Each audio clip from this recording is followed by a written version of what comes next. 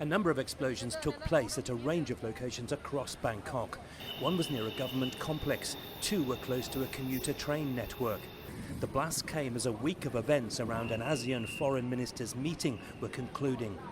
The explosions caused only minor damage and were not near the ASEAN venue, though two hoax bombs were discovered close to the meeting place. More devices that failed to explode were recovered. 4 people were reported injured, some by flying glass. Police asked people to be vigilant but not panic. Inside the ASEAN hall, meetings carried on as normal. ASEAN normally avoids controversy, but strong words were exchanged by South Korea and Japan. South Korea said it was unhappy at new restrictions imposed by Japan on the supply of Japanese raw materials needed in South Korean manufacturing. It stems from a continuing row over compensation for Japanese actions during World War II. We are gravely concerned by this decision, to say the least.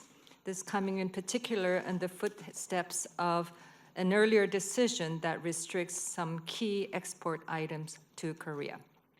Japan's necessary and legitimate review of its export control is fully compatible with the free trade regime. ASEAN and 6 of its partner countries pledged to push forward on a major trade deal, the Regional Comprehensive Economic Partnership, which would form the world's largest trading bloc. Many see it as a buffer against events like the US-China trade war. China reported progress on Belt and Road projects and a code of conduct for the South China Sea. We need to uphold multilateralism. We need to emphasize the importance of regional cooperation, joint development, and regional prosperity. The US presented a new investment strategy for the Indo-Pacific, but said it wasn't asking ASEAN nations to choose sides between China and the US.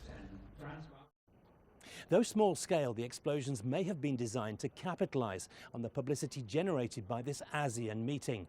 Police have doubled the number of officers on duty, but the work of the politicians gathered here has continued unaffected. Martin Lowe, CGTN, Bangkok.